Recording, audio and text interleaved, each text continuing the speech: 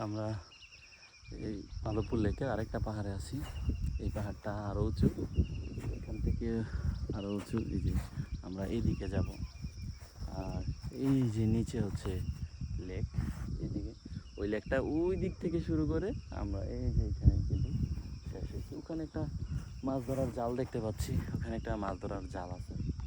আর পুরা মাধবপুর লেকটা এইটা। আর ওইদিকে পিছনের দিকে চা বাগান নাই, তবে ওইদিকে পুরোটাই পাহাড়। আর এইদিকে কিন্তু চা বাগান আছে, যে পিছনে কিন্তু চা বাগান আছে, এখানেও চা বাগান।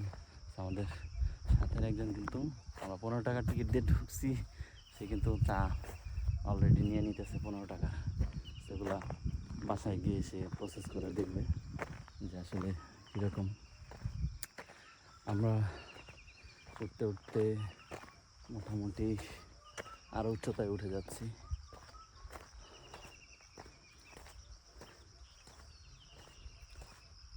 তো এই যে চলে আসলাম আরও উঁচু পাহাড়। এখানে ওই যে ওইদিকে আরেকটা রাস্তা দেখা যাচ্ছে, ওই যে ওইদিকে একটা সুন্দর রাস্তা চলে আসছে। সম্ভবত এখান থেকে যাওয়া যায়, তবে আমরা আর যাবো না। এখানে এমনিতে এখন মানুষজন কম আছে। আর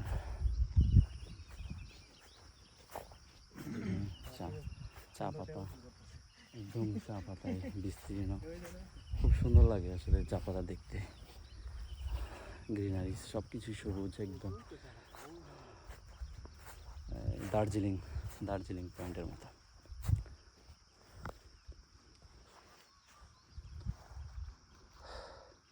ব্যথা করে। তো যদি শ্রীমঙ্গল বা এর আশেপাশে আসা হয়, অবশ্যই আপনারা এই লেকে ঘুরে যাবেন, এই পাহাড়গুলো ভিজিট করে যাবেন।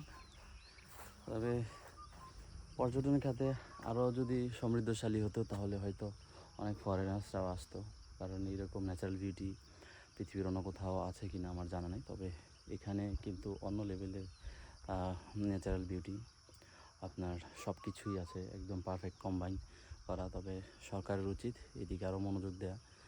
তো ভালো থাকবেন সবাই।